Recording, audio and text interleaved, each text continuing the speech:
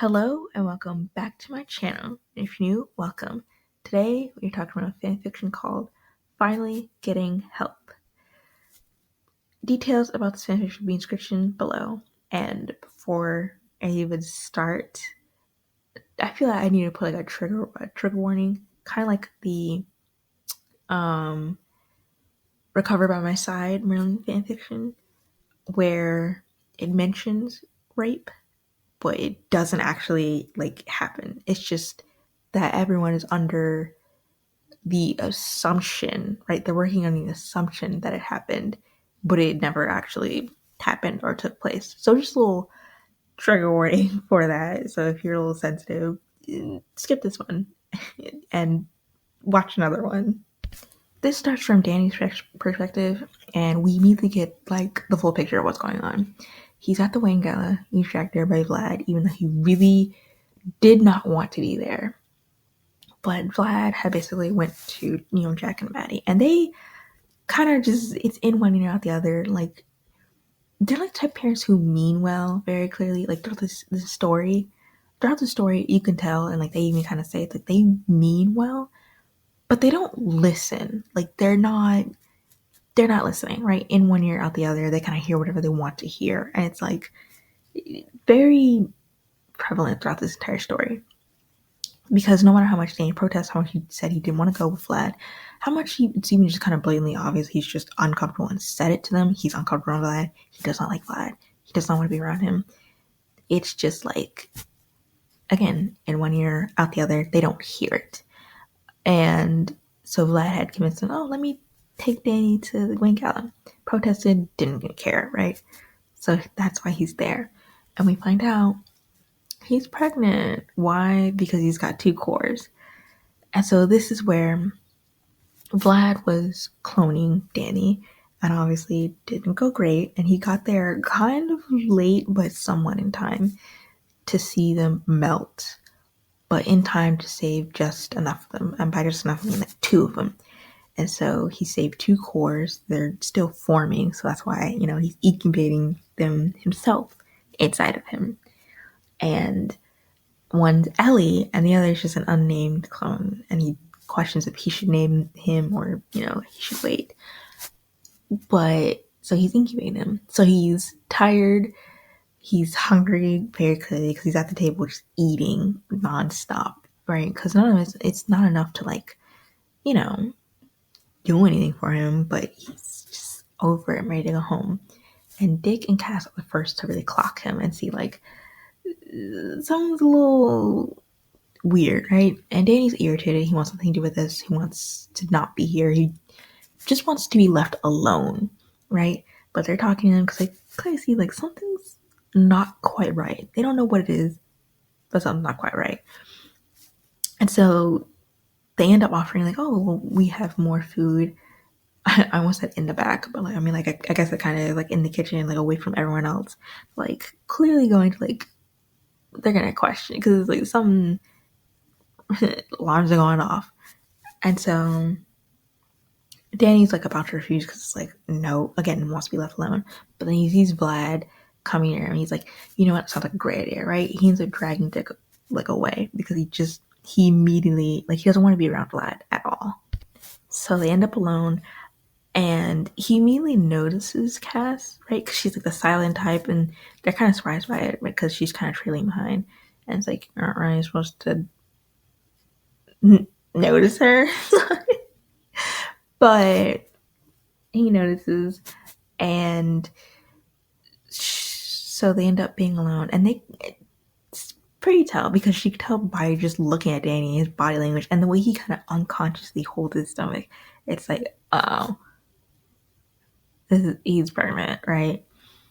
And so, she, like, as they're, to Alfred, he looks at them and he looks, because she's, like, slightly behind them, she mimes, like, cradling a baby. It's like, and Alfred's immediately like, oh, what's happening, right? Nothing good is happening. He's like, of course, I'll get some food, right? Some actual food and not, like, some, like, finger food or whatever the fuck was out there. And so Danny immediately starts stuffing his face. And so they don't know how to start this conversation, but they're like, so, like, it's essentially like, so you're pregnant. Like, but Danny ends up breaking out crying because Cass's presence and really just everything reminds him so much of Jazz. Because again, such a comforting, like, that's his older sister, couldn't anything about. And so he just starts breaking down crying, and it's like, oh, you're like, are the babies okay? And it's like, you're not in trouble, of course, but, and this is where he really starts breaking down of like, they're so weak, I don't know what to do, and like, stress can't really help me. So they end up talking. I was like, oh, do you know your options? Like, what you do? And it's like, I'm not getting rid of them. They're my babies, no matter what. Even if by Vlad, who's like a really obsessive freak of a person, they're still my babies. Which, okay, of course. I mean, he did see them melt in front of him, but still. So he's not getting rid of them. And he goes, like, he breaks down even more, saying he's tried to tell, because they asked about his parents, and like how he's tried to tell them. But again, they only hear what they want to hear. Like, they're just, it's not anything to them, right? And so Alfred, again, like, here's this, he's already pissed off. He's like, oh no, you're staying here. And he's like, as soon as Bruce even hears slightly, like, what even your story, you're staying, right? No doubt in any of your minds. So Dick and Cass are with Danny to like help him feel better, help him get comfortable. That's because it's very distressing. Like, oh boy. And meanwhile, Vlad is over there. He's out there making a fuss, being like, I demand Danny's return, or sorry, Daniel's return. Vlad is over here in the room, right? He's in the gala, back in the main room. He's over there demanding his return, and he sees Bruce. Bruce is immediately not playing, right? He can't even pretend to keep this act up and being like, Brucey Wayne. I'm like, oh, because he heard the story from now. He's immediately like, okay, no, we're done. Right? He goes out to him, Vlad's. I mean, again, the whole Brucey Wayne thing. So he's like, oh, he's looking a little different, but it's fine. He's just like a dumb playboy. Like, I can take it, right?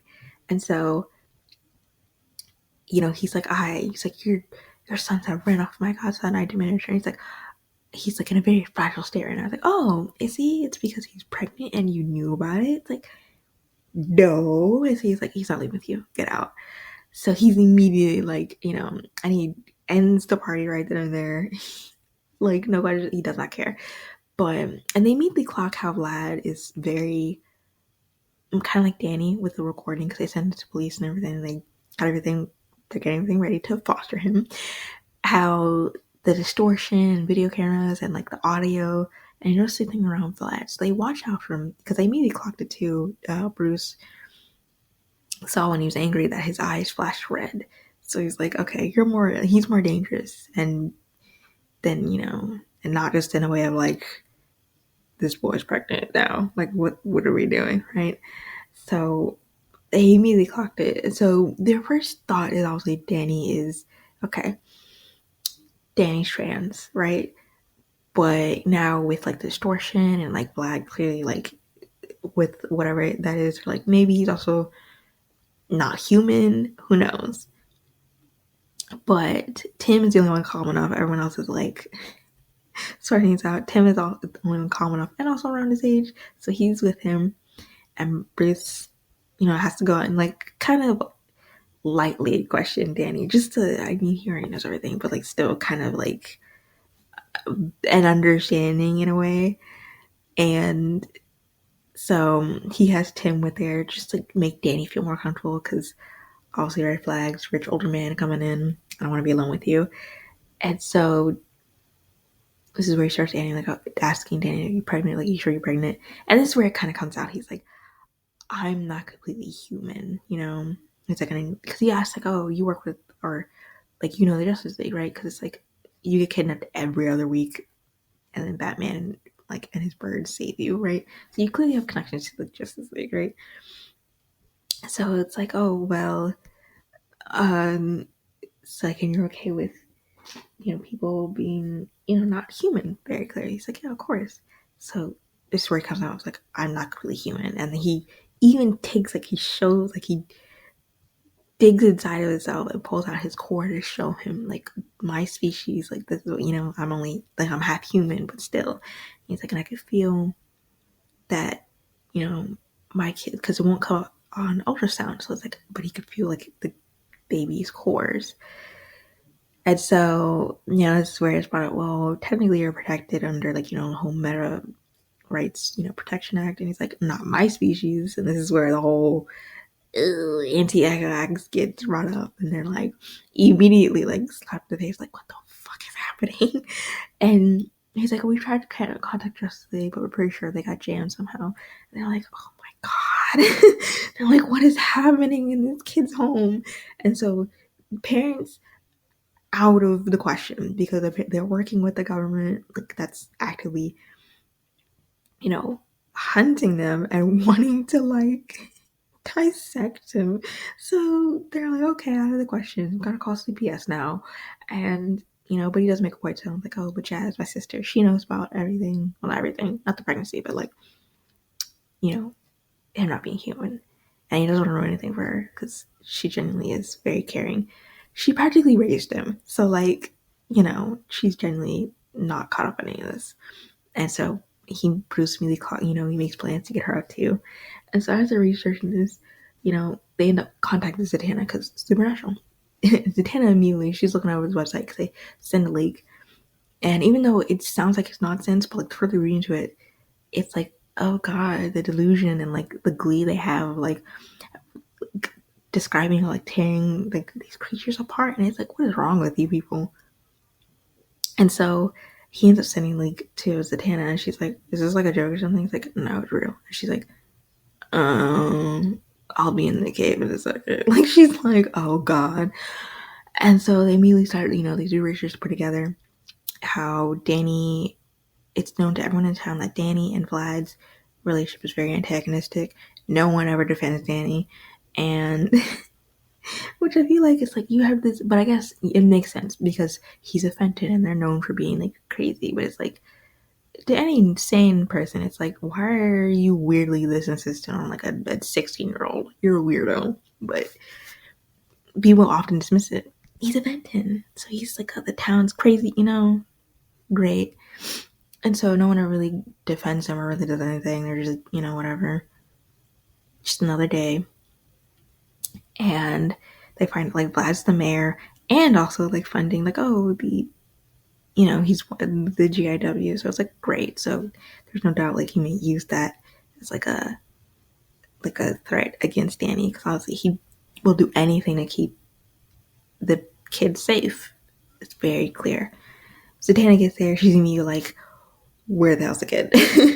Who do you have hiring? What's happening? And like, she quickly kind of explains, because they're like, what's happening? Like, explain, right? Because they're not just going to let her meet Danny. And so she's like, okay, they've been keeping half an eye on things, right? They're kind of aware of things, but they figure like, oh, everything's kind of under control because Phantom and Red Huntress, the town's heroes, have everything under control. But they weren't really paying attention to like the human aspect of things, which has clearly gone to shit. And they looked at the Phantons and immediately clocked, oh, Phantom's Danny. That's Danny. Because they were aware, like, okay, Phantom looks young, but they're also like very aware that ghosts just kind of can look younger than they actually are. Right? Like, oh, you might have died like that, yes, but like you're not like actually, like, it's been like 20 years, you've been 16 for 20 years, like, type thing, right? So, and with how powerful he was, they just assumed he was like very old ghost. But then, on the website and look at the Fenton and whatever, and they see Danny, and they're like, oh no, he's actually a kid. This is very bad. For multiple reasons, but like also a godlike being is there. It's like, this is just bad.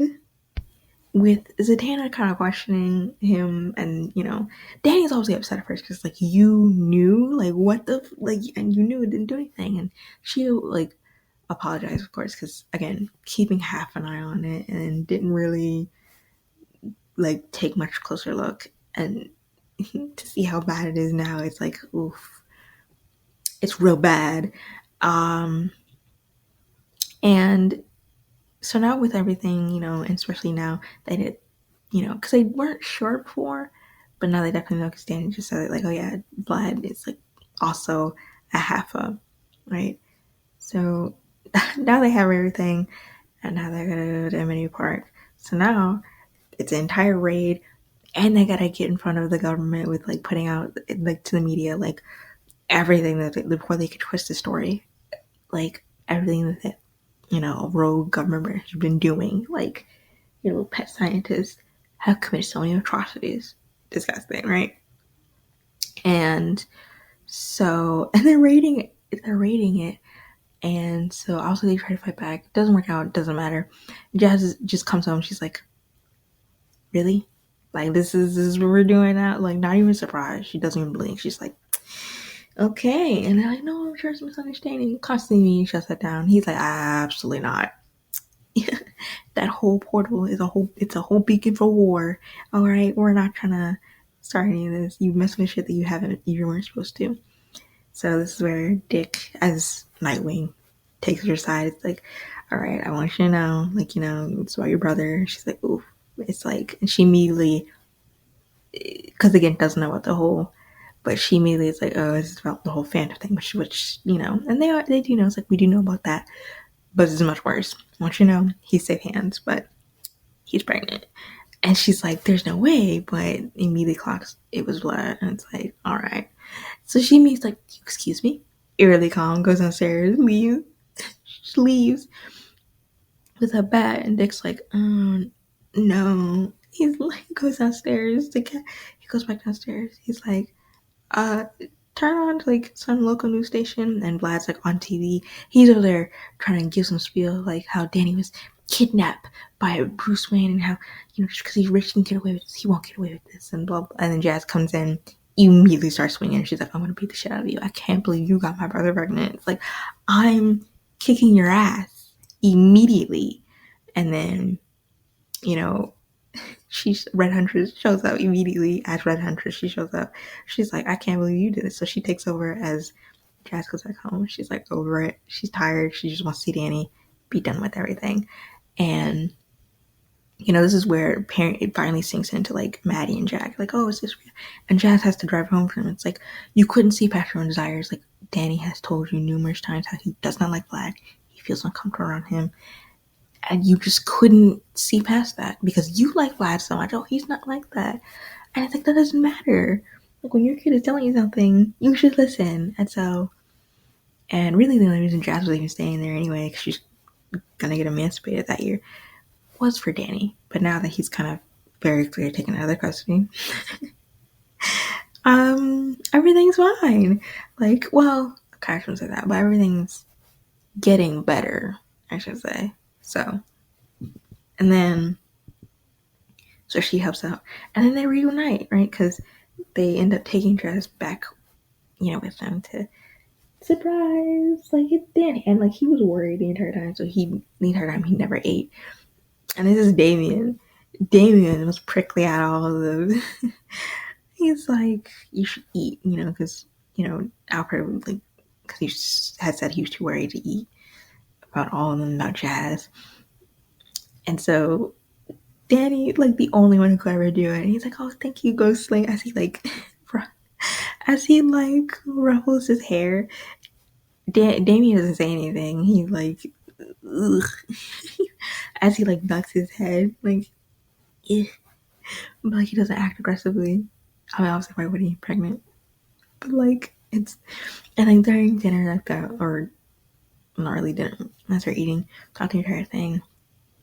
As he's talking with him, he learns with Damien's pets, and he's very interested in them. And Damien's like excited about this because a new person like who's very excited like to learn more about his pets and how he cares for them and everything, because he's very proud of that. And but it's like a test of Damien's because he's like, he wants to show off his pets and like his care for them to Danny, but at the same time he's pregnant, he needs to eat, he needs to take care of himself. So he's like, no, you have to finish your food first before I can drag you off to show you my pets. And while Damien kind of drags him off to show him, Jazz kind of gathers Tim and Bruce and the others, and she put together a little slideshow because, like, now that Danny's over the care, you have to learn the signs. And what might seem as like maybe too much or aggressive because he's pregnant, it's actually very fine. It's just fighting. It's just like a ghost thing. It's them playing. It's not like aggressive towards them. And so she puts together a slide of ghosts, tab codes, and like liminals. And Tim, like Damien, like all of them, they immediately, like Bruce especially clocks it. Like, hold on, that's kind of how Damien, and like, because especially since, Jasmine said it, it's like, she looks towards like Bruce and Tim, like, some of you were toeing the line of like, yeah, definitely have brushed with death. You're probably gonna go over the line soon. And some of you have definitely died briefly, but come back. And so the liminal definitely clocks up, like, kind of the anger, like the obsession to follow. It's like, oh, that's Jason. And so, Bruce can't help but think, if only he had the slide, he better understand Damien when he first came. But not only that, Jason, it's like the obsession, everything. It makes sense of why he is. And speaking of Jason, he was off. He was off to a mission. And now he's come back, he's checked his phone, and he was like being updated, right? In like real time with everyone. Like text messages as he's scrolling through it. They're like, oh, we got a new brother. And Tim texts you. Tim was like, listen. Like he was like putting a hit on stuff. I mean, whatever, right? Like he was putting a hit on Vlad. And he's like, listen, okay, this guy, you might want to, it's like, because he got like a 16-year-old pregnant. It's like, if you want to kill him, I mean, like, no, I'm not going to object to it. And also Jason, looking him up too, was like, this dude looks like you're old enough to be his grandfather. He's like, on my hit list. But then he's like, never mind, don't do it yet. Just discovered he's not human. He's got some magic powers or whatever. Don't do it yet. So, as he's like updating in real time as they're figuring this out. And even like Damien checks, like, even, well, he sends one, right? And he's like, you and Danny are kind of like, because you both died very obviously and grossly, right? You both died very horrendously. And he's like, I don't know if that would make you get along more, or maybe get off to a horrible start. Either way, if you hurt him, I will kill you. It's like, I will kill you. So I mean, it's like, oh, okay. He's like, so he's like, okay, now I have to meet him. Because like, even Damien is protective of him. And of course. And I do love how, as they're like, as him and Danny are like meeting his pets, and they're looking over one of the foster kittens that Damien take care of, because she's a stray cat, she has her litter.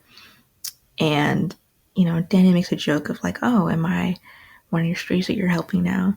And Damien kind of needs himself. He's like, because he's like aware, and he even says, he's like, that people aren't really fond of being compared to animals. And Danny's like, yeah, but like, very clearly, you take very good care of your animals. You're very attentive to them. If anything, that's a compliment coming from you. Like, he's like, and he understands what Damien means, like, without even really him having to say it. Like, he knows that he'll like do whatever it takes to protect him and the babies and keep them safe. And Damien just like, yes, because he agrees, obviously. But this is why he likes animals, because they understand his intent without him ever actually having to say anything embarrassing. And at this point, Danny just said it for him. All he had to do was agree, because like he means it, yes, but he's not gonna say that because that's kind of embarrassing. When Jason and Danny finally meet, right? Because they've been hyping us up, instantly fighting, instantly. And the other, like, Jazz obviously doesn't do anything. She's giddy even, right?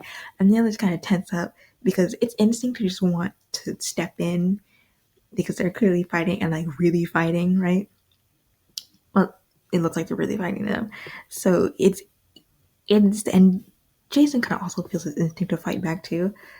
Not that he knows what that is, but for them, it's like they just want to, but they know, like from Jasmine, like the slideshow that she had showed them, don't do that, right? Because again, fighting, it doesn't mean fighting a lot of times.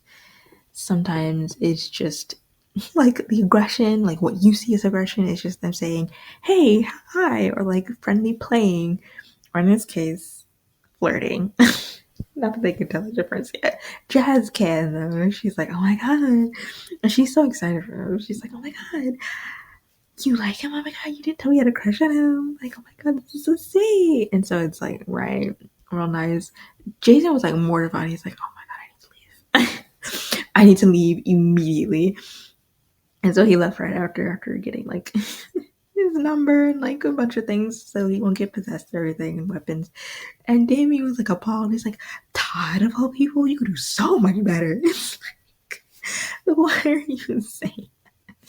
It's like, that's the only thing Damien was appalled at. He's like, ugh, him? Disgusting. After Danny ends up calling his friends, check in, and we find out things are not looking. I mean, things are getting interesting and back at home, right? After the whole incident, the entire, because it was all on TV, the entire town found out, Vlad, you creepy piece of shit, like you got a teenager pregnant. So they're like, you weird, creepy, like, what are you doing, right? And then GIW being dismantled, and the entire Justice League are just upset, like, it's like, at like every adult in that town, because you're telling me you saw what was going on, whether it be between Danny and Vlad, and saw how fucking weird that was, and how, what is this? Or just with his parents, and thought, I'ma just not get involved. I'ma just whatever. And so it's like, what are we doing?